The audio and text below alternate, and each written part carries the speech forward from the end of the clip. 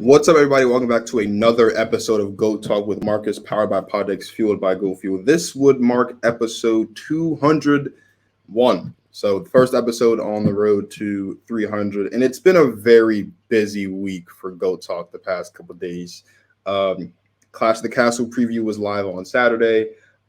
Did straight football all this week. Talked about the players and coaches on the most pressure on Sunday with my guy Jeremy. Stuff about sports. Check that out. What do we do on Monday? Monday, we ranked offenses, defenses, and teams overall. My guy, Jalen Hunter. Wednesday, we went live to celebrate 200 episodes with the crew and talked about playoff predictions and all that great stuff. Thursday was the debut of the rundown with my guy, Peyton Doyle. And now today we're here on Friday, the first, I guess, the next day of the week, open on the schedule, with my guy, Martin Soaries, once again, to talk some basketball. What's up, man? How you doing? I'm blessed, bro. Always blessed to be here with you. Thanks again for having me on again. It's always a pleasure to be able to chop it up with you and talk some hoops, man. It is always that feeling is mutual. I thoroughly enjoy talking hoops with you. I thoroughly enjoy watching you talk hoops. Before we get into the hoops we're going to talk about, we were talking a bit about the WNBA playoffs and just how great they've been so far through a round and a half now. I think at the time of this recording, we don't know what will happen come next week on Friday as far as what's going to look like. But A'ja Wilson played a really great game the other day against the Storm. It's so incredible to watch A'ja Wilson and Breonna Stewart, Jonquel Jones, like all of these great players play really good basketball, like at such an elite level. The WNBA playoffs last year were fantastic, and this year already there seem like it's going to be that much better this year. It's fantastic basketball to watch. Like if you don't watch the WNBA, I don't know what to tell you. You're missing out on great ball. I mean, you know my stance on it, man. You know how I feel when it comes to women's basketball. If you're a basketball fan, a so-called basketball fan, you should be able to enjoy women's basketball at some level. You don't have to be a super fan, but you should be able to enjoy it. The WNBA, especially in the playoffs, is so dope because it's so much about skill. The WNBA is already big on that and focused on that, and that's a big difference, obviously, between the women and the men. Since they're not as athletic, they have to rely more on the skill. That's why you see the NBA guys at the WNBA games loving watching because it's real skilled basketball. They have to rely on dribbling, shooting, and passing, not running and jumping and dunking.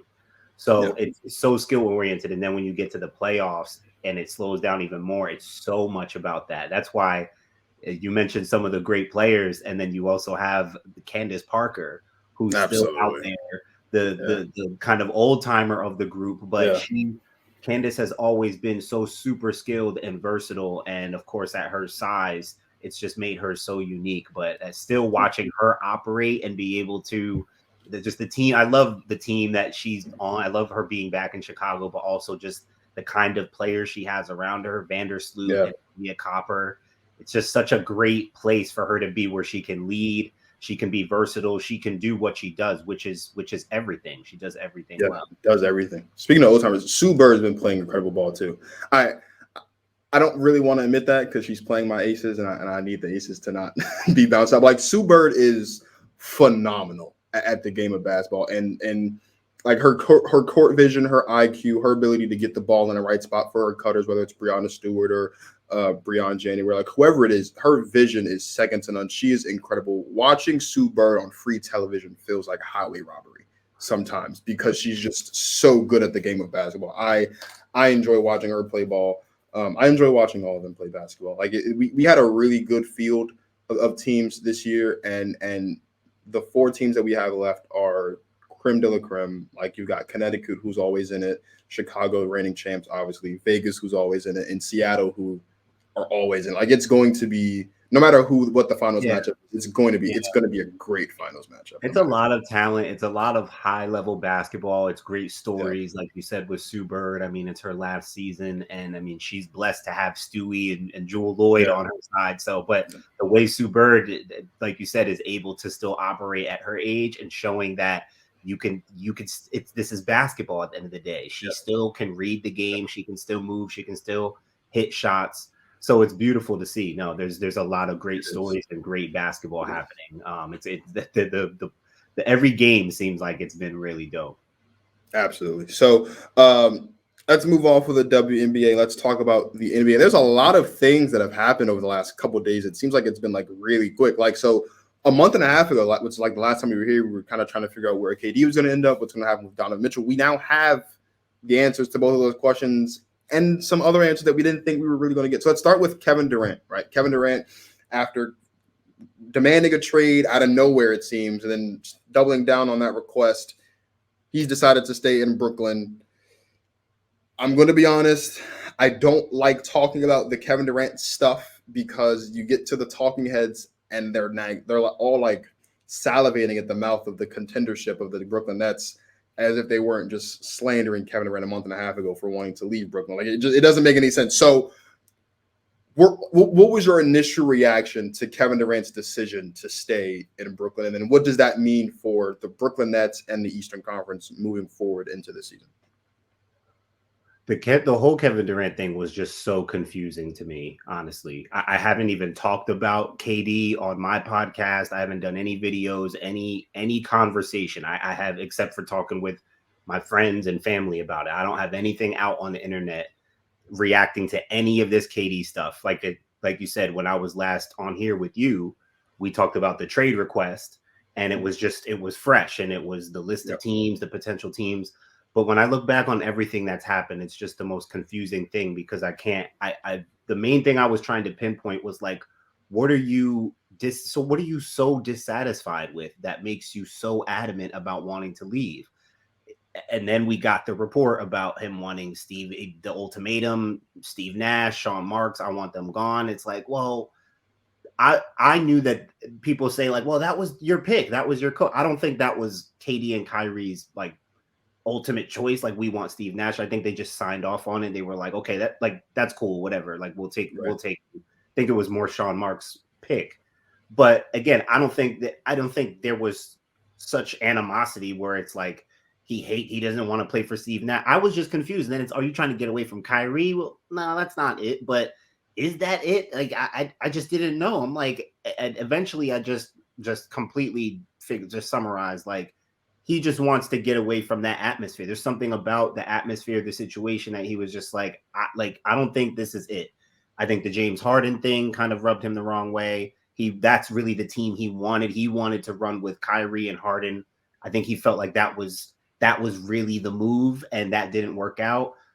It seems like, based on reports and everything, he wasn't crazy about how they even treated Kyrie through the whole vaccination thing, and even him re-signing. I think I think he was more upset with how they treated Kyrie and how things were going than like Kyrie himself.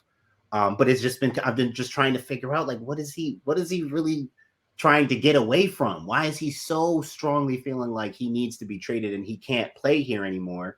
Because I do feel like most of the talking heads, like you said, like you referenced, he has a good situation here in Brooklyn. I thought the Celtics, and we'll talk about Donovan Mitchell, and I want to get into that probably more when we talk about him. But I was surprised I was surprised a lot of teams didn't make bigger offers and stronger offers for Kevin Durant. I was surprised. I was the Celtics. Marcus Smart, Jalen Brown, take them. Like, to pair Kevin Durant with Jason Tatum, take them. Like, because you're nervous he doesn't want to stay there. He doesn't want, bro. Who cares? Toronto got them a championship because with that mentality, they said, Kawhi, we'll take him. Yeah, we don't care if he wants to stay. Bring him on. What? Like, please. They got a title out of it. So I just didn't know what the whole thing was, and now I think he's still in a good position to do something. But I think the biggest problem here, in summary, finally, is that Ben Simmons is a huge part of this equation in Brooklyn. And I don't know. I don't know what KD feels about Ben Simmons. He probably likes his potential, like most people. But now, again, that third piece is not James Harden anymore, which was his boy, which is who he more relied on and trusted. I think he's up in the air about this Ben Simmons thing. So I think a lot of things were up in the air. And ultimately, it kind of comes down to, is Ben Simmons going to be anywhere close to Ben Simmons, because that's the situation they need to be like real legitimate title contenders or favorites, whatever you want to call it. I have so many mixed emotions about the whole Kevin Durant thing. And a lot of that has to do with my undying. I've been loyal to Kevin Durant for a very long time. I love KD. I think KD is the best in the world. I'm a very small minority of people that think that. But like, shoot me. I think that Kevin Durant is still at his best, the best player in basketball. But here's the thing. Number one, I think in a way we've kind of forgotten who Kevin Durant is because of how crazy everything's been since he's been in Brooklyn. Like, and I did this last time we were here, and if we just break down what's happened since he's been in Brooklyn, he didn't play at all in 2019 because he's coming off the Achilles injury, obviously. In the 2020 season was his first official season in Brooklyn where he suits up. He gets this team to the Eastern Conference semifinals, and his big toe was a little bit too big, so they lost to the Bucks in 7. But he still gave us 2 of the greatest back-to-back playoff performances we've ever seen in the history of the sport. And he was in that position because Kyrie was hurt and James Harden wasn't the James Harden that we expected we were going to see when he got to Brooklyn. You fast forward to last season, I am not going to give Kevin Durant a pass for getting swept in the first round. You don't. When you're a player that great, accompanied by another great player in Kyrie, you can't get swept. What I will say, though, is that whole scenario was interesting to me as a basketball fan, but also like as someone that kind of watches these talking heads, because you remember throughout the course of the 82-game season, what's everybody saying? Well, Kyrie Irving needs to, be on the court, and the COVID stuff is just an excuse and all this other stuff. And yet we all acknowledged that if Kyrie Irving was available and did play the games when he was supposed to be playing games with or without the whole COVID thing, then they wouldn't have been in a position to even be in the play-in, and they would have been an actual team. So to go from that to then kind of bash everybody involved for getting swept was a little confusing. Like, I get it. You can't beat Kevin Durant and Kyrie Irving and get swept. But at the same time, we've also acknowledged that they wouldn't have even been in a position to get swept if everyone was available when they needed to be available during the regular season. Which brings me to Ben Simmons, who in the initial presser once he got traded from Philly was very excited to be there. I'm looking forward to playing with KD. I'm looking forward to playing with Kyrie and all this great stuff. And then reports come out a couple weeks ago that the group chat texted him ahead of Game 5, like, yo, you ready? And he didn't say anything and he left the group chat. So that plays a part in it as well. We also have to remember Seth Curry was having ankle issues towards the back half of that, and obviously he had ankle surgery in the offseason. And Joe Harris, who was their best three-point shooter, was hurt. We didn't see Joe Harris at all last season or much of anything. So, like, those things matter. I do think that there was a level of uncertainty that I think led to Kevin Durant's initial trade request of, nah, man, get me out of here. And it's rightfully so. When you have a guy in Ben Simmons that, as you mentioned, isn't who he really signed on to be playing with in Brooklyn, ghosts the team during the playoffs when we're all kind of waiting for him to come back, that's troublesome. And I understand that Kyrie is his boy, but Kyrie's availability isn't a health issue. It's sometimes he wants to go take hikes in the mountains. Sometimes wants to go party with his family. And there's nothing wrong with that. But when we're talking about a guy in Kevin Durant who only he only plays basketball. He doesn't do anything else. He let him tell it in the interview he did with David Letterman. I think he all he does is play basketball and smoke weed. That's all he does. Like, and more power to him. There's not much KD cares about in life outside of basketball and, of course, his off the court business ventures. So I say all that to say, good for KD for staying in Brooklyn. I think that was kind of always going to be the thing, just because, as we talked about last time, the trade market would have been extremely crazy because of all that happened with the Rudy Gobert thing. But, like, this is still a team that's going to be competing for championships potentially if everyone's healthy. Yeah. And if I can just look into the crystal ball here, we all know what's going to happen. Kyrie at some point is going to decide to take a couple games off, and Ben Simmons is going to be a little rusty, and then maybe he'll get hurt. And then in a couple of months into the season, around Christmas time, you'll hear Stephen A. and Nick Wright and Skip Bayless and all these guys on the TV shows talk about how much of a disappointment the Brooklyn Nets are. Well, it's different if everyone's healthy and they fall up short than if everyone's hurt and they come up short. Like those are two different things, at least to me anyway. For 3 years, KD and Kyrie have been in Brooklyn. They haven't played a season's worth of games together. That matters. A lot of it has to do with injury. A lot of it has to do with availability issues. So Brooklyn, when healthy, of course, is a championship contender, and Vegas believes so because now they have the third highest odds behind the Warriors, obviously, who just won the chip, and Boston, who they played in the finals to win the championship this season. So clearly we all recognize the talent on paper, but it's more than just on paper. It's about, does it translate on the court with chemistry and with skill and being able to mesh as a unit? That's the part that's confusing to me. But as far as his initial trade request, I kind of understand where he was coming from a little bit, maybe just all my speculations. But at the same time, it's like, dude, Rudy Gobert is nowhere near your class of caliber of player, and he got all that. You know Sean Marks is going to want to have to get heaven and earth back if he's going to let you go. Well, yeah. And there's one person, maybe two people, if I include Sean Marks, but one person in particular who we know for sure didn't forget who Kevin Durant was, and that's G.O.A.T. Because good for them for sticking to their guns and not just giving him up, because that's a huge haul. If anyone still remembers who KD is, it's G.O.A.T. because he's like, bruh, you know, we can get, I'm sure we can get a great deal for you in a huge haul, but like, that's not what we signed up for either. We got 4 more years of Kevin Durant. We're not trying to just give you up. So good for them for sticking to their guns, because whatever move they made, they were not going to be. People were saying, oh yeah, Kyrie and Jaylen Brown and so could, you know, that's a playoff team. They could be good. Yeah. No, that ain't, no, bro. You don't just Kevin Durant. Like, I'm talking about the other teams. Like, yeah, why wouldn't you just give it all and give up whatever you can? Like, throw the bus at them for KD, you know? But on Brooklyn's side, good for them for not moving him, because that would have set them back even further than where they already are. So I have to assume, like, whether he cares or not, and odds are he doesn't care.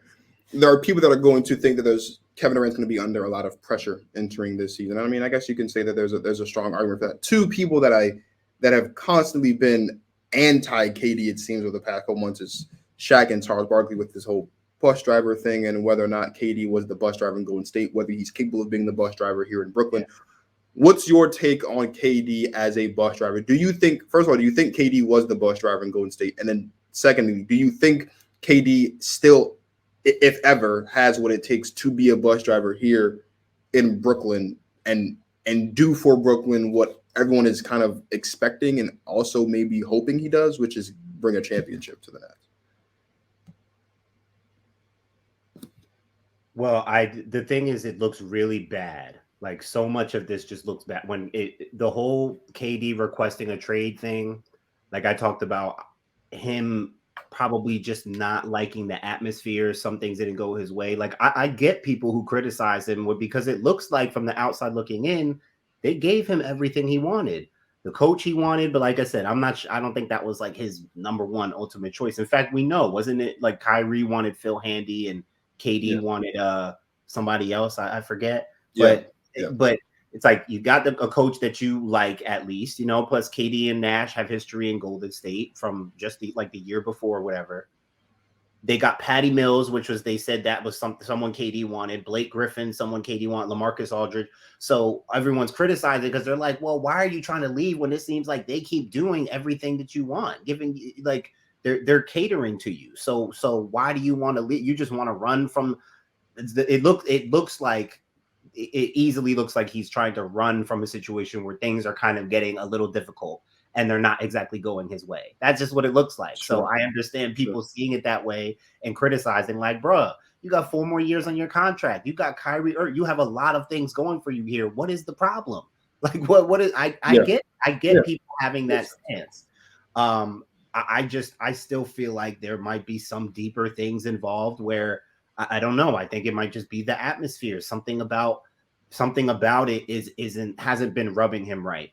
And I talked about this last time when I was on with you. I think that KD wants to be in the best basketball situation possible. Was he the bus driver in Golden State?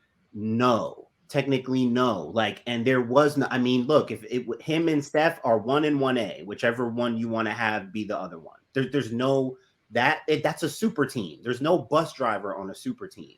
Now, do you want to give Damian Lillard more credit for being the bus driver in Portland, but only having gotten to the conference finals in the last decade, and that being and so it can't. I mean, I just feel like it's been tough for guys like Kevin Durant and LeBron James, who started this whole thing in terms of one of the top players in the league, going to form a super team instead of sticking it out on a team where he's the bus driver or whatever. Sure. Kevin Durant, we all know how great he is as a player, and we're not going to do this, especially not the talking heads and people on TV and media, but we should just focus on that, because wherever Kevin Durant is and goes, that team is going to be considered a contender, if not a favorite, because of the basketball player he is. So, I mean, look, that's what I think has been forgotten. Like, why are we acting like Kevin Durant isn't still one of those guys that can automatically?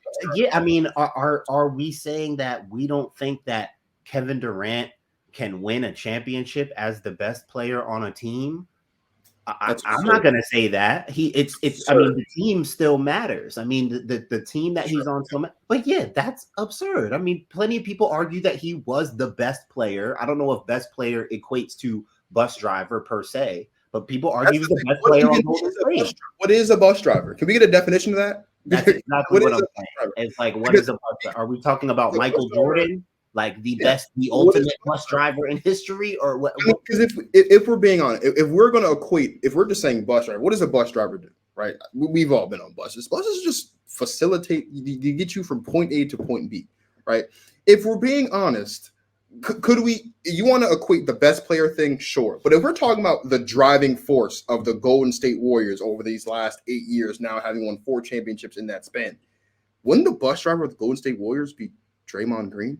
Given that he is the facilitator of the offense, the facilitator of the defense, like the defense falls apart without Draymond. The offense, I mean, of course you have Steph, so there's not a steep drop off, but from a facilitating aspect, Draymond Green facilitates every single aspect of the Golden State Warriors offensively. Like, what is a bus driver? If we're talking about bus driver being the best player on the team, Kevin Durant absolutely has a claim to say that he was the bus driver, so to speak, in Golden State. Like, we need a Charles Barkley, Shaq, whoever, somebody give me a definition for what a bus driver is. And I mean, what kind of bus are we driving here? Yeah, I mean, some people have been talking about leadership. Some people, I think that might be another way of going at his leadership tendencies or lack thereof. It's like that, and that's another thing people have gotten on him about, is like they don't feel like he's a true leader. And I think that's mainly what guys like Chuck and Shaq are getting at. It's like it's not only being the best player, but it's being the leader. And I think that's what and that's fair. You want to question KD's leadership ability. I love KD. I can't really argue you down on that, because when you think about some of the great players in the league today, right, as far as leadership, I mean, LeBron's obviously a better leader than KD, right? As is Giannis, as is Steph. I think there's an argument to be made that Chris Paul is a better leader, maybe marginally or by a lot than KD. Like, from a leadership standpoint, I can give you that. But I could also play devil's advocate and say, yeah, well, maybe KD's like Kawhi, and he's just like the quiet leader that just leads by his basketball play, right? We don't really see Kawhi as that vocal guy, but Kawhi sets the tone because of his intensity offensively, his intensity defensively, and what he brings to the table as a basketball player.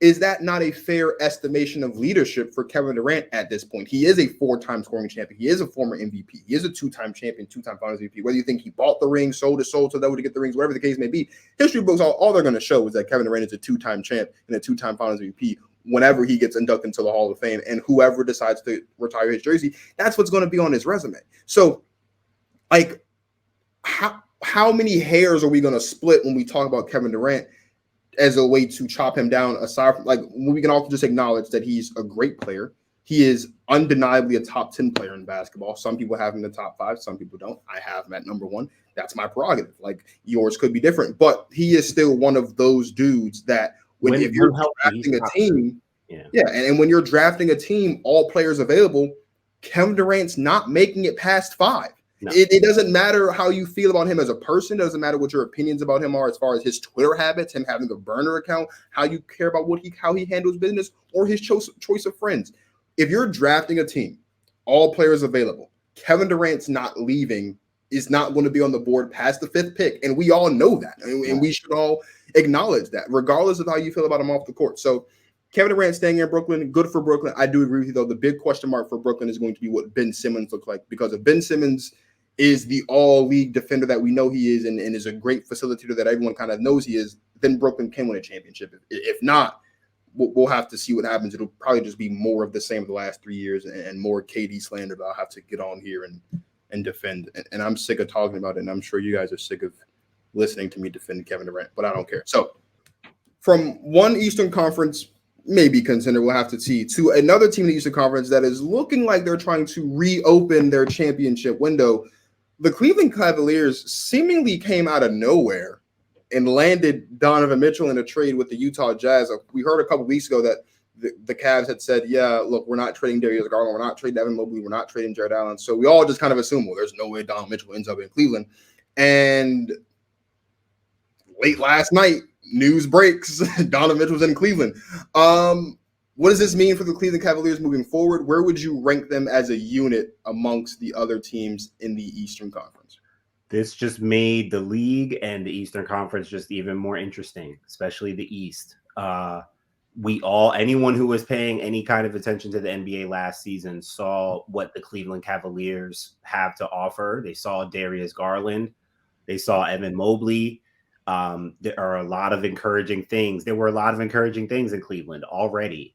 They just added a special player. So right now, the way I see it, Atlanta has improved, adding DeJounte Murray. So there, but I see Cleveland being in, like, I see Boston and Milwaukee as really the top tier teams in the East. I think it's the two of them.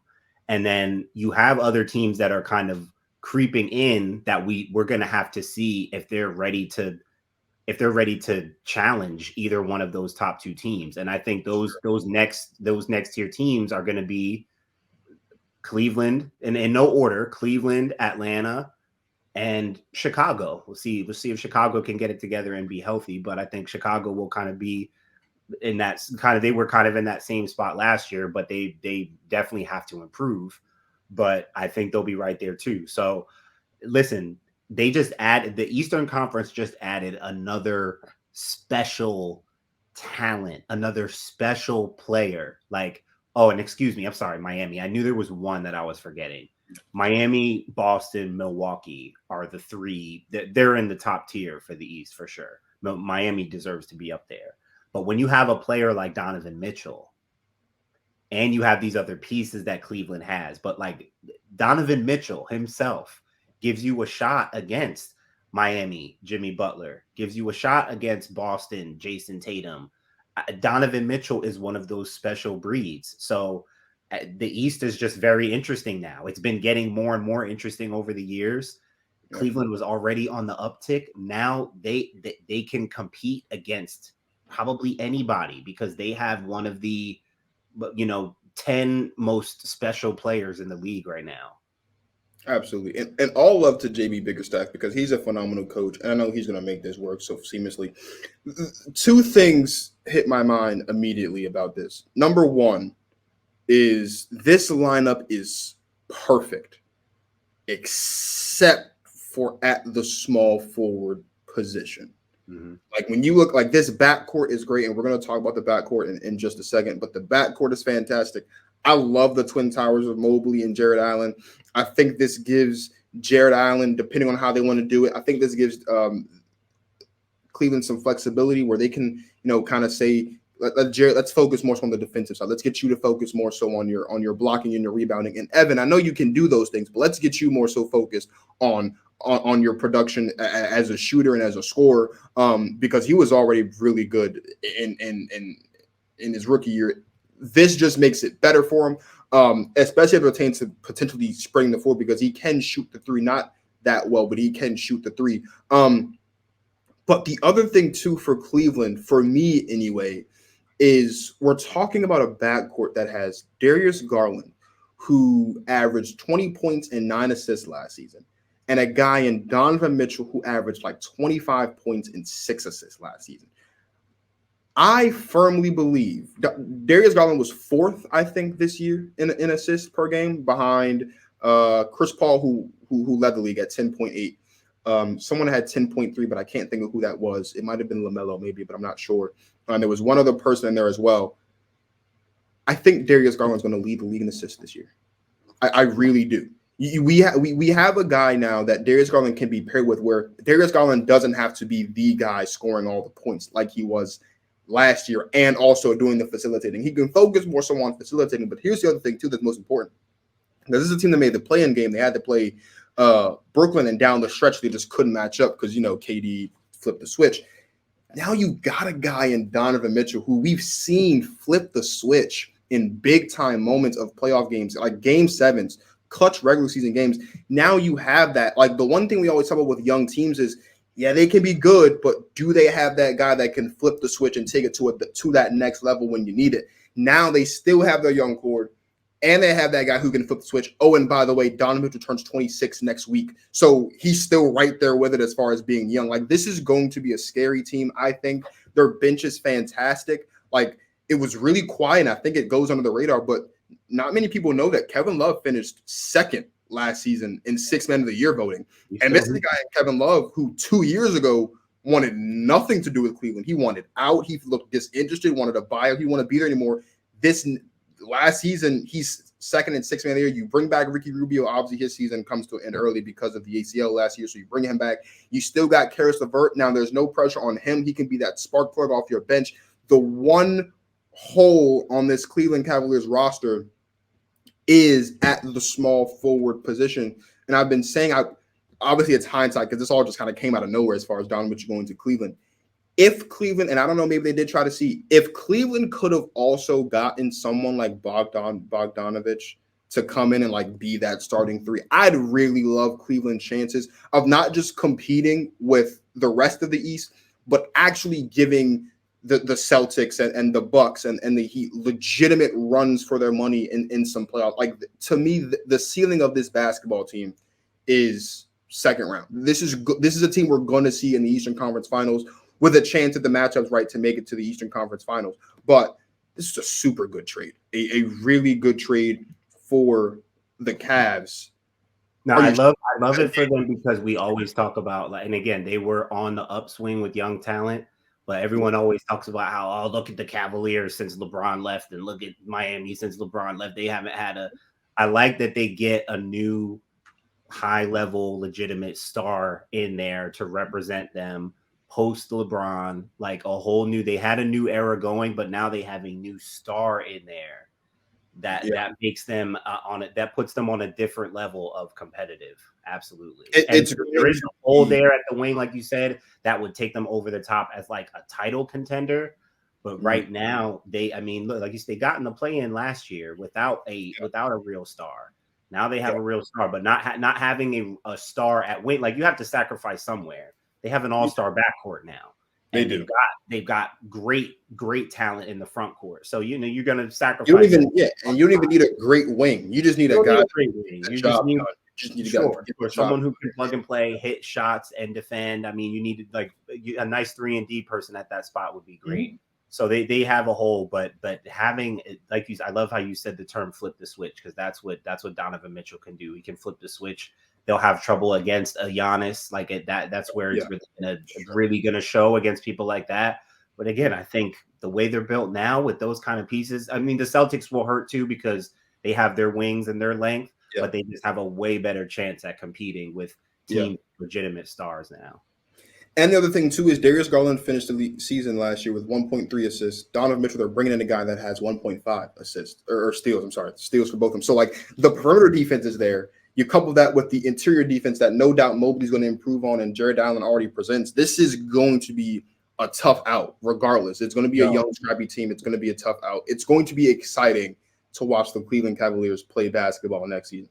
Garland and Mitchell are both dynamic shot creators. That's the main thing that you have to understand and remember, and that's what we're going to see is that Darius Garland, the way he was creating shots, he has sidesteps, he has counters, he has footwork, he creates shots on a different level. And Donovan Mitchell, like when you bring in somebody, when you have someone who's nice, already nice, Darius Garland is already nice.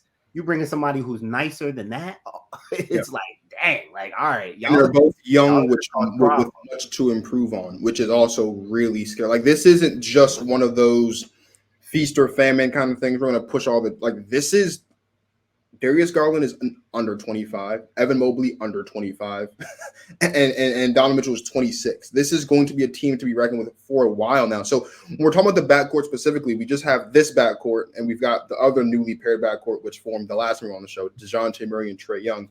Which of these two backcourts are you taking? Are you taking Murray and Young in Atlanta, or are you going to take DG and Donovan Mitchell in Cleveland? You're getting good at this, Marcus. That's a great question. That's a great question. Whoo, that's tough. Wow, we haven't seen either one yet. So it's strictly projection, strictly on what they do. And oh man, that's tough, bro. If I'm just talking about which two would I pick up, which two would I take, which two do I like better, which two do I think will produce the most? It's tough because out of the oh man, that's tough. I'm gonna say that I would take my personal preference in terms of the combination of skill sets would be Donovan and Garland.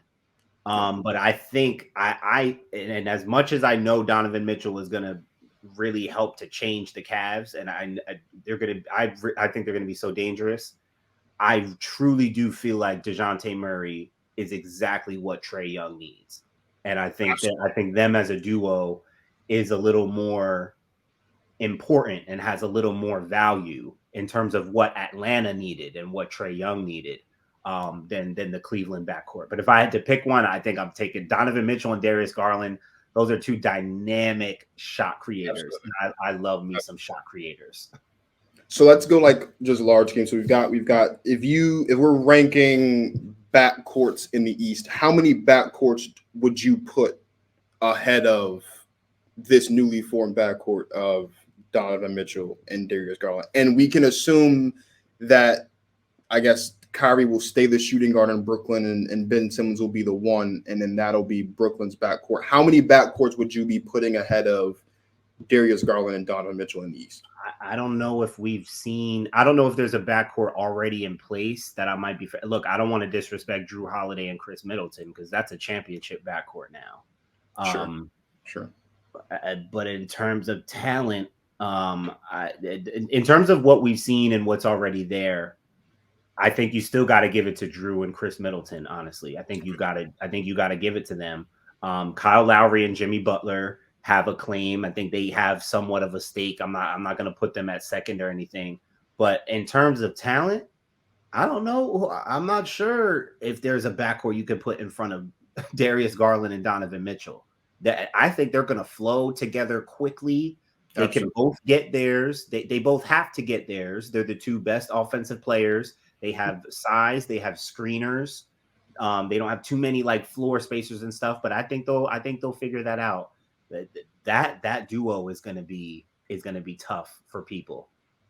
It is going to be tough, and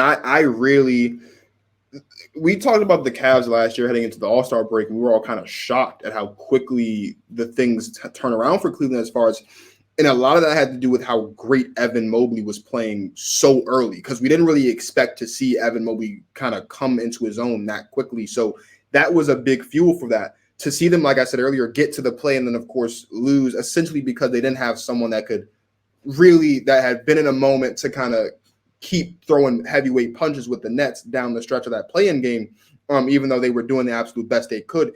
This is a team that I think is firmly in the playoff picture, so much so that they're, I would say, a lock for a top 4 seed. I don't unless things go wrong, or unless there's a team out there in the East that just overperforms much more than we're kind of expecting, I don't see how the Cavs are anywhere. I'll be friendly and say anywhere less than 5, but they definitely won't be in the play-in again. The play-in is not going to be an issue for them as far as trying to make sure they can win 1 and get in, or win 2 and get in. That's not an issue they're going to have to be faced with. But this is going to be, like I said, a tough out in the Eastern Conference because they're so young and they're scrappy. And Donovan Mitchell being that guy that you can rely on in the clutch at such an early, he's 26. And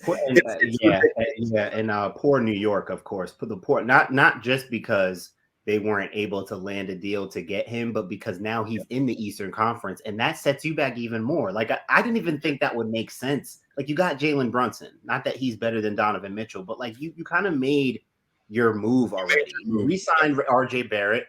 You got your little southpaw lefty backcourt, like Jalen Brunson and RJ Barrett. That's not a backcourt to sniff at either. Like that could be fire. I really love how RJ Barrett has been developing too. Like, they've got something there. You're going to be competitive. The only problem is, again, one of the star guards of the league now just ended up in the Eastern Conference. So that sets New York back because, again, like I said, I think now the Cavaliers are in the mix with, if they weren't already, but now definitively they're in the mix with the Hawks and the Bulls in terms of that next tier of teams in the East that are going to be trying to vie for being in the top tier, that the teams that are going to be, that could possibly be a thorn in the side of the top tier 3 teams, Miami, Boston, Milwaukee. Absolutely. So you mentioned the Knicks, and I was on another show last week, and I absolutely slandered the Knicks. We see this movie all the time with the New York Knicks and New York Knicks fans. We all know the definition of insanity, right? It's the same, seeing the same thing over and over again. Look. When LeBron left Cleveland the first time, Knicks fans photoshopped LeBron into a Knicks jersey. When LeBron left Miami, what'd they do? They photoshopped LeBron into a Knicks jersey. Both times they were heartbroken, okay? When KD and Kyrie were up before they went to Brooklyn, what we see? We saw Knicks fans photoshop KD and Kyrie into Knicks jerseys. Where are they? They're not in New York, right? We saw Kawhi get photoshopped into Knicks jerseys when we keep seeing this from the New York. When are Knicks fans going to learn that the New York Knicks as an organization are just allergic to superstar players? RJ Barrett, props to him, 4 years, $120 million extension, props to him. He's the first player in, I think, almost half a century to get extended as a player that's actually on the roster that they drafted. The Knicks don't believe in extending their draftees. And people still thought that you were going to get, no. Extending RJ Barrett was because Donovan wasn't coming. That should have been your sign. So Stephen A., stop it, bro. Like, just stop it. The Knicks, it's not happening. It's insane. The Knicks are terrible. No, they gotta wait. They gotta wait their turn to get a superstar, and I've been saying that for, like, I don't know, probably a decade. I've been doing media and podcasts and videos and stuff for maybe close to a decade since I started out. In 2013 or 14, whatever. I've been saying the same thing about the Knicks. I'm just like, yo, I don't know who's gonna go there. Hopefully, for their case, somebody would, but it'll happen eventually. It just may not happen in our lifetime at this rate. Like, as the story goes, the only reason why Carmelo ended up in New York was because he signed a 4-year extension with Denver instead of 3, so he couldn't get out of Denver to go play with Miami with his buddies LeBron and D-Wade. That's the only reason why Carmelo Anthony ended up in New York. Like, it was a consolation prize and an air because of an air, like. I really do feel like, though, and I'm not saying this to be condescending, it's true, they should be happy with Jalen Brunson. They should be very happy with Jalen Brunson. He's going to make them better, more competitive, more dangerous, more disciplined. As a whole is still completely left-sided. Well, it's a mess. I mean, it's still a mess, but at least you have Jalen Brunson. Jalen Brunson's a winner, and he's a cook. He will cook people. Like, at least you have someone who brings in a different kind of culture. Nothing against Kemba Walker, but it's like that was almost too good to be true. That those kind of little experiments. No, I truly feel Jalen Brunson will help to change the culture a little bit. It's still an uphill battle. He can't take on Giannis and Jimmy Butler and people on his own. He still needs help, but I'm glad that they can rely on him and not like. And again, nothing against Julius Randle either, but like. You need a guard. You need a lead guard who can do the kind of things that Jalen Brunson can do. I think that's a great opportunity for him. So let's go to the Western Conference and let's talk about the Los Angeles Lakers, who just traded for Patrick Beverley. Patrick Beverley was, during the playoffs, he was on like Get Up and First Take, and he did an interview on Stephen A's World with Stephen A. Smith and basically said that if he was on the Lakers, he'd move the needle and make the Lakers a contender again. What was your reaction to Pat Bev landing in LA via trade, and do you buy what Pat Bev is selling, that he could be the difference between the Lakers potentially missing the playoffs again and maybe fighting for a spot to represent the Western Conference in the finals? Yeah, I think Pat Bev helps them to get back to the playoffs. He gives them more competitive spirit. He helps them on defense, which is where they need help. He helps them with accountability, which is where they need help. I don't know too much about Darvin Ham, but I've said on my podcast I reacted to that hire, and I felt like that was a good hire for them because it's not it's not a big name. It's not somebody that we. I mean, I think just hearing him and hearing what other people say about him, he obviously has a strong basketball mind, and I think he just has low expectations. But I mean, he knows he has to deliver.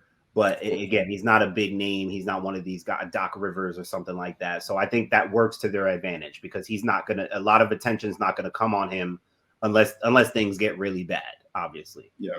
But I think he's there to bring in more of a just kind of a normal culture.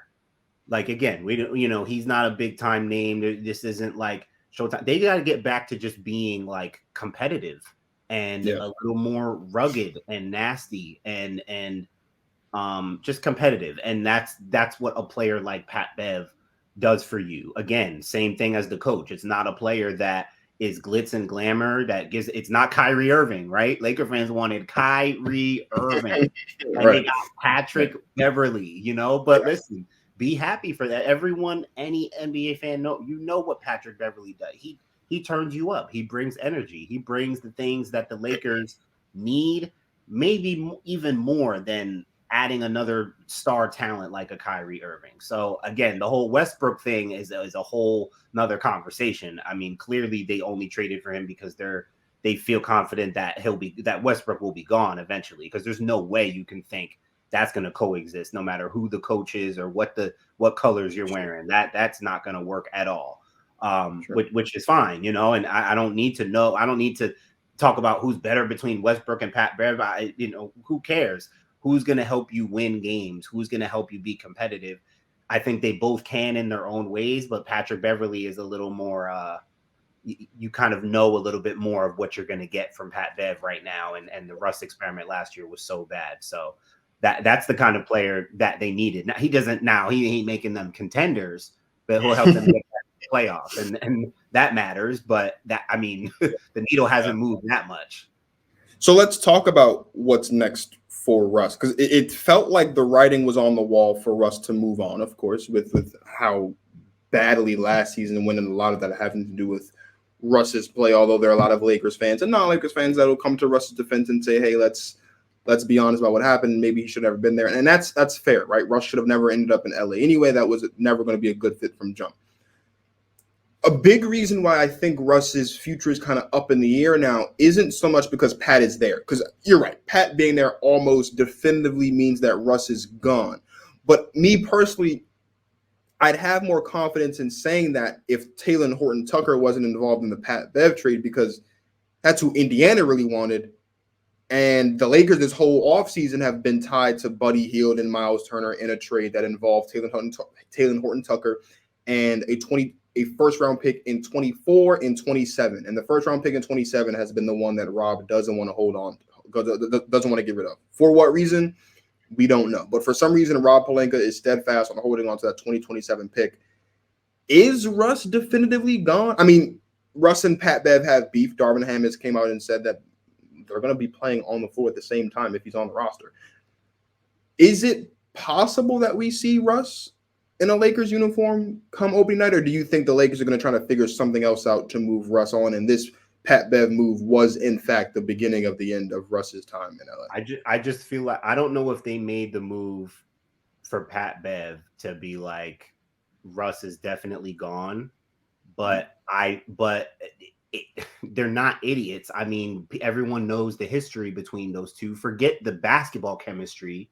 They have real history. Someone like Westbrook doesn't let go of stuff like that. And once they get all it takes is one little thing to get on somebody's nerve, one little thing in the locker room. So I'm not going to accuse them of this, but maybe they feel like it'll naturally blow up, and then they'll have a reason to just cut Russ or buy him out or whatever it takes to just be like, all right, you're gone now because we can't have this. So again, I'm not accusing them, but it almost seems like they're like baiting it. It's almost like they're testing him to be like, okay, we're bringing in Pat Bev. now you really got to be on your best behavior. You got to really make sure you blend in and fit in because he's going to get minutes. And if I didn't know Darvin Ham already said they're going to be on the floor together, I don't understand how that could possibly work unless Westbrook is playing a certain kind of basketball. I think it could work. I was one of the people who thought the Westbrook LeBron AD thing could work if they were healthy and if they were committed and bought in. And the health and a lot of things, did kind of set them back last year. But from what we saw, it really wasn't going to work. So you add Pat Bev into the mix, that's not good. That's not going to make things better. The best case scenario is if someone like Pat Bev, who is competitive, who does hold you accountable, if somehow Russ can play to that, because Russ is the same way. So if somehow that can get Russ to maybe buy in a little bit more and be like, okay, like I like this kind of energy, this kind of culture, because people probably don't really no one is going to talk to Russ the way that Pat Bev will talk to Russ as a teammate. I'm sure of it. So that should be interesting. Again, that could go one way or another way. So I think that's what we're gonna have to wait and see. So I mean, we've heard, and it's possible that like there's a chance that they go the Houston Rockets route. Remember, like the Houston Rockets 2 years ago just paid John Wall to stay away from the team. Now, granted, John Wall didn't want to play there, and he's also dealing with some injury stuff. But here's, I think, why I think that Russ might be in a little bit of no man's land, and why it could be potentially a feast or famine kind of thing for Russ as a player. Russell Westbrook, like, rose to prominence, obviously, post KD in OKC as one of those back half playoff teams that don't really have a lot around him, but there's just enough where he can be him and he can kind of drag the team into the playoffs. Here's the deal at this point, right? A lot of those back half playoff teams have a really good young core. Detroit, Toronto, you're talking about maybe Sacramento, the Pelicans could sneak in there, the Spurs. Like there's so those teams aren't going to really want to make playoff pushes because they're trying to build that young core up some more so they can make deep runs. Contending teams aren't really going to want Russ because they're contending for a championship. And what we saw last season is maybe Russ can't be on a contending basketball team anymore. So what gives? Like, is there somewhere do you think there's a team in the National Basketball Association where Russ can be traded to and still be able to be Russ and be successful and the team can be okay? Because he's not going to go back to DC. DC sent him on his way. He's not going to go back to Houston, most likely, because Houston sent him on his way. He's not going to go back to OKC because OKC sent him on his way. So those are three teams there that probably aren't going to want to trade for Russ. It would be apparent that since Talen Horton-Tucker wouldn't be involved in the trade anymore, that the only way that the Pacers would even pick up the phone for Rob Pelinka and the Lakers at this point is if Rob just gets rid of his fetish for the first round pick in 2027.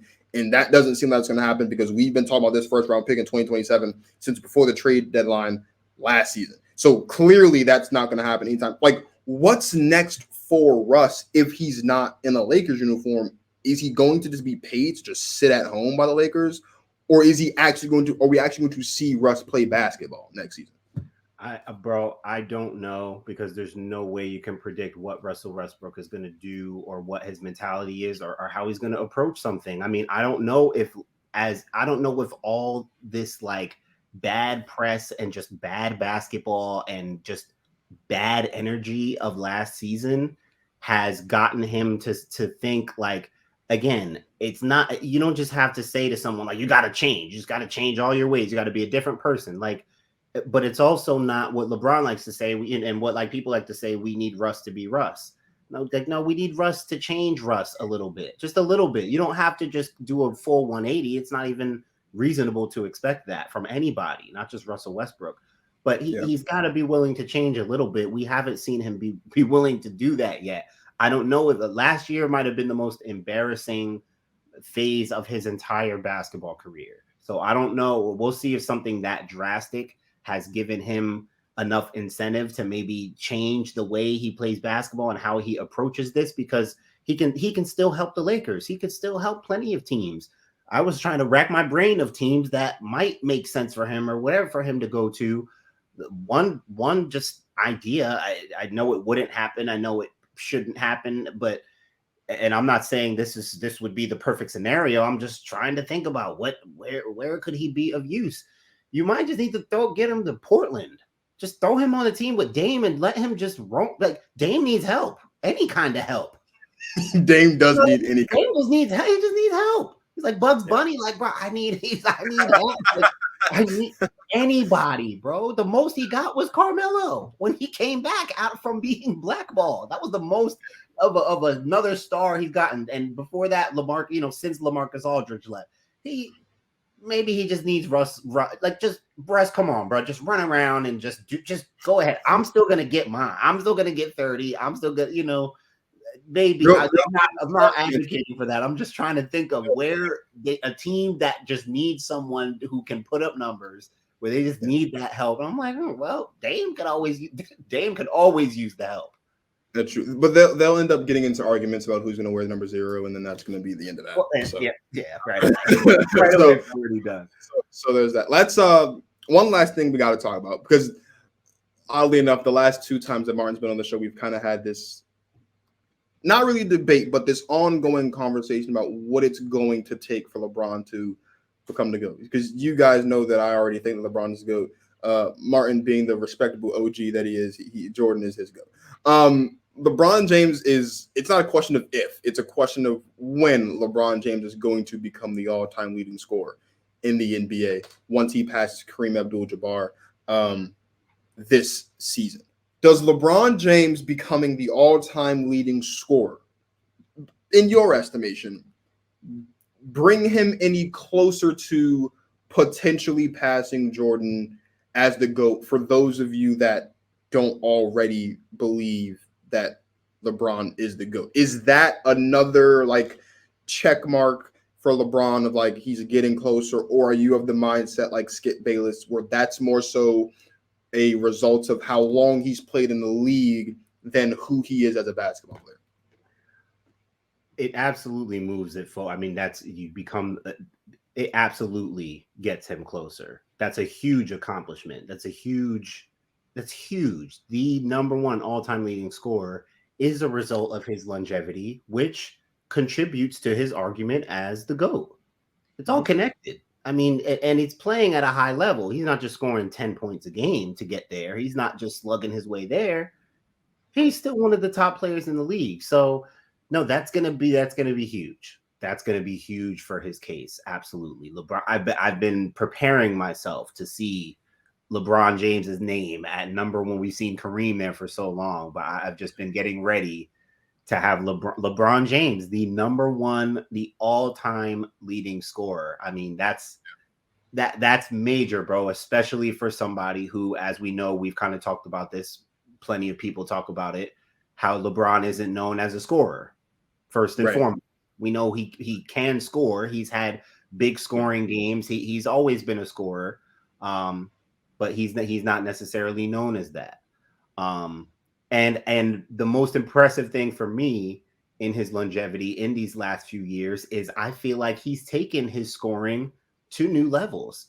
His shooting has gotten better and just smoother. He's added more things to his bag off the dribble, mid post, posting up. Like he's starting to he's still adding to his game, specifically his offensive game, which is something that I really appreciate, because back in the day when I did fight the war that all Kobe fans fought when Kobe was, heading out and people felt like LeBron was the best player in the league, I would go at LeBron's offense like nobody's business. I would talk about how he had only, you pull up LeBron James game-winning highlights on YouTube and the video's about 2 minutes long, and I would do anything I could to just go at the fact that LeBron James was not like that offensively. I don't care about the numbers. I'm talking about the way you get your baskets, how how you do what you do consistently.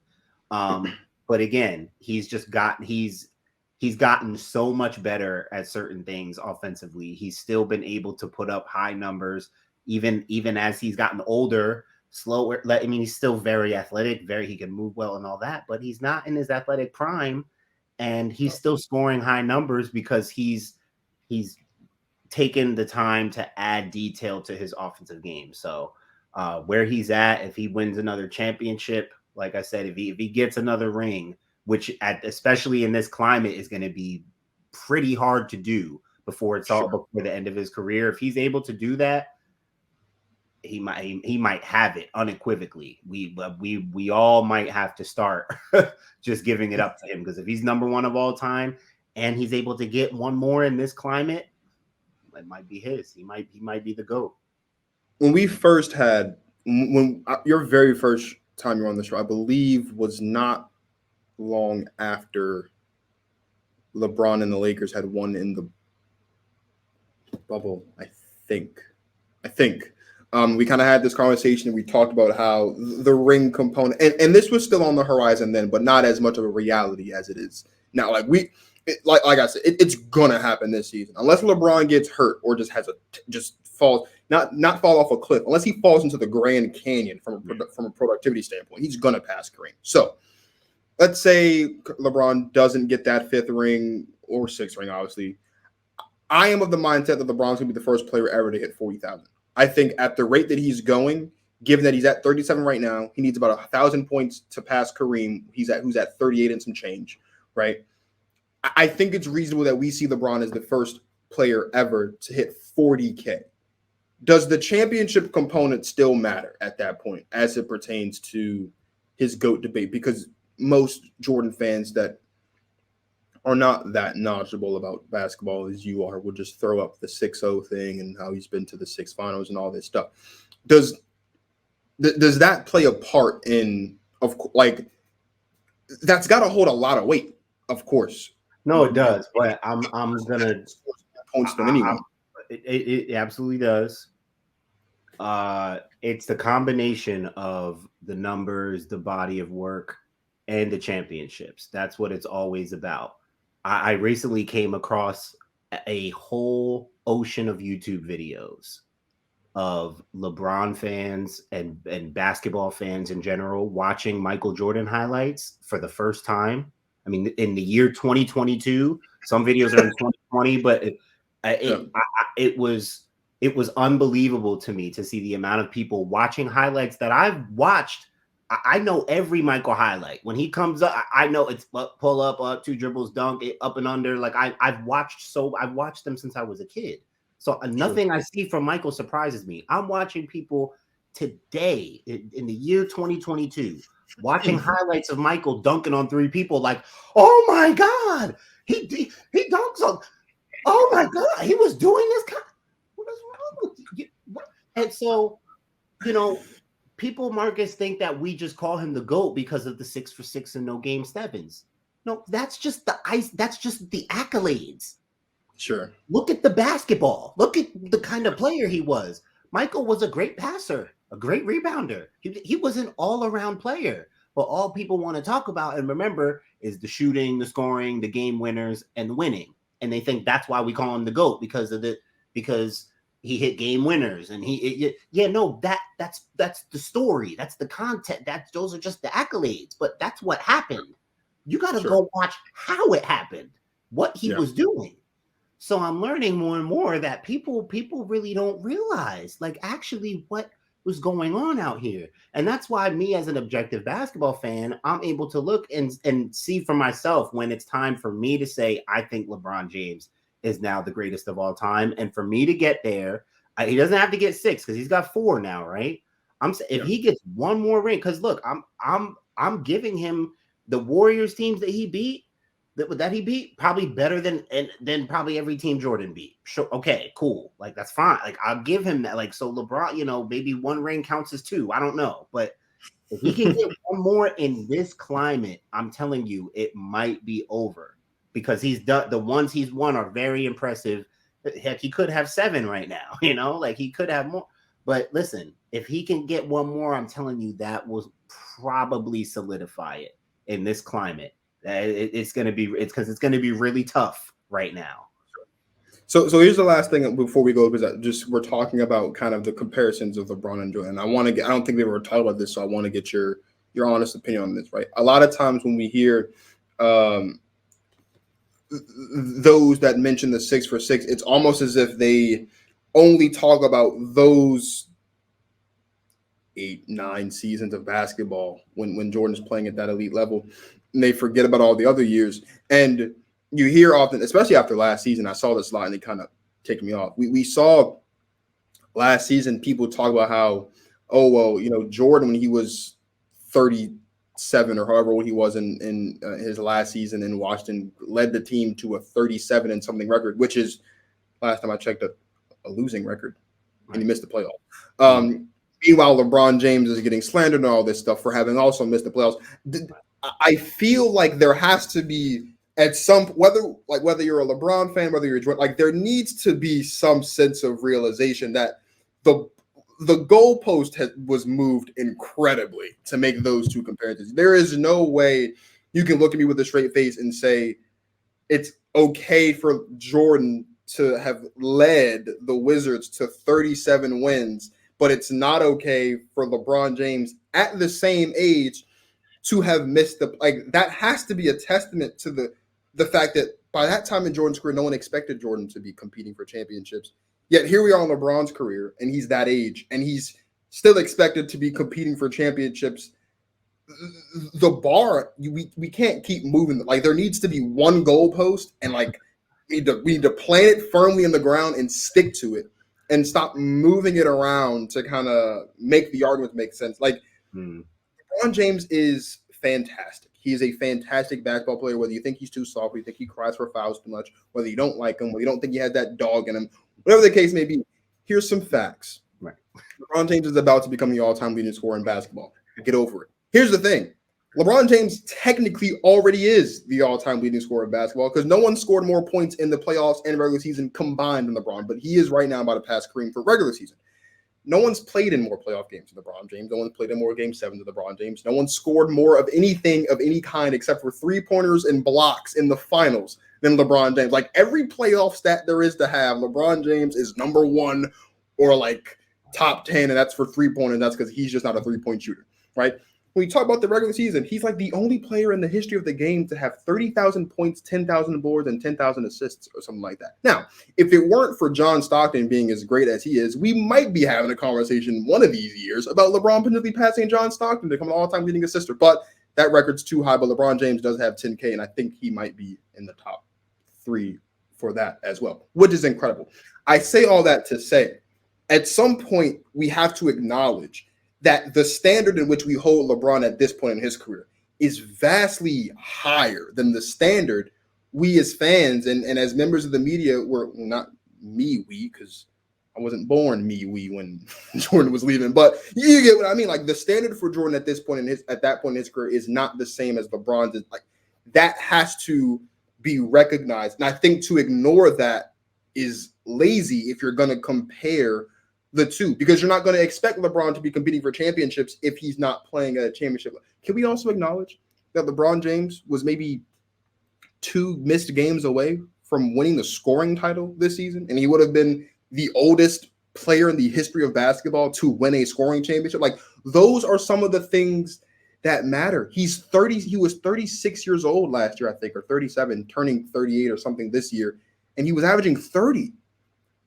No one in the history of the game at that age has averaged more than 20, and he's averaging 30. Like, these things, it's unbelievable to. We talked at the top of the show about how crazy it is to watch the WNBA because of how much more they rely on skill, right? And I think sometimes for those of the people that don't watch the WNBA, it's like, oh, it's not as flashy.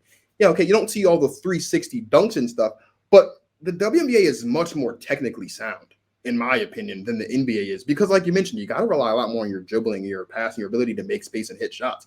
You got dudes like LeBron that are 6'10", 265, barreling down the court at you at full speed, and that's exciting. It doesn't take a lot of skill to jump and dunk the ball. Not saying that LeBron doesn't have skill, because of course he does. You can't be that great and not have skill. It's just, at some point we have to acknowledge that the standard for LeBron is much, much, much different. And until we get a set list, like, okay, we're going to have a GOAT conversation, these are the things these are the standards. Like, until we get a universally accepted list of standards to hold LeBron and Jordan to, we're never really going to ever settle this, because everyone's only going to say, yeah, well, LeBron, oh, he lost in the finals to this team and that team. And, oh, Jordan would have beat the Spurs in 2007. You don't believe that. Right. No, I know. Jordan would have beaten the Spurs with that bad of a basketball team. You wouldn't have. It's too much hypothetical, and context and situation always matters, because you can't just compare Michael in 2003 playing at 37 where Michael wasn't. Michael retired, he left and came back. You got, like, they're both situations are so different, life situations. So you can't judge them on the same scale. So I'm completely with you on that. It's tough to do. It's hard for us to do as fans. Maybe that should be one of our next ventures, bro. We might need to create a new platform where we just try to settle debates and hash it out with civil discourse. And we look at the numbers, we look at the, it might just be the Jordan LeBron. We may just need to take that up ourselves and just settle it for everybody. Somebody needs to. Absolutely. It's you got then, like, the goal. Let's stop moving the goalposts. That's going to be the name of the show. Martin and I. That's why I try to keep my conversations and my dialogue mostly, as much as I can, about basketball. Now, it's the basketball combined with your achievements. So, but achievements are, all you got to do is Google up how many rings does so and so. I mean, you can, now again, you can get more technical and look at those series, see who someone might have been injured, a key player on the other team this year or whatever. So if you remember the context of each game or each series and stuff, you might be able to dig deeper into your arguments. But sure, at the end of the day, you can look up accomplishments and stuff, but what you need to look up is those highlights, like these kids watching those Jordan highlights, acting like they're seeing a god play basketball, and they're just like, wait, this is what was going on. This is what, this is what, like, are people not like? I think people nowadays it's all about the storyline and the narrative, and they think they know. No, go on YouTube and watch. Type it in, Michael Jordan highlight. Go watch for yourself. Larry Bird. Go watch for yourself and see why players are talked about the way they are. You might just go watch. I watched with my dad a week or so ago. Maybe it was 2 weeks, 3 weeks ago at this point. We were flipping through the channels with him and his friends. We were on the basement and watching TV. Game 6 of the game 6 for the last championship was on. Watching that game, that was the first time I've seen the highlights of the game. That was the first time I'd actually seen the game. Talking about the Bulls in Utah? Yes, I've seen highlights. Okay. Yeah. I've never seen the game all the way. Sitting down and watching that game from start to finish, like, for the first time, was absolutely awe-inspiring. And let's be serious. On a serious note, it is the year of our Lord 2022. If you have never seen a Michael Jordan highlight, I don't care if it's a dunk contest highlight, I don't care if it's a compilation of his game winners, I don't care what it is. If you've never seen a Michael Jordan highlight, you got to fix that, because that's just, it's 2022. That's unacceptable. He's been gone out of the game for 19 years. And we get Jordan highlights posted almost every year, whether it's on his birthday or whether it's something on a somebody you get.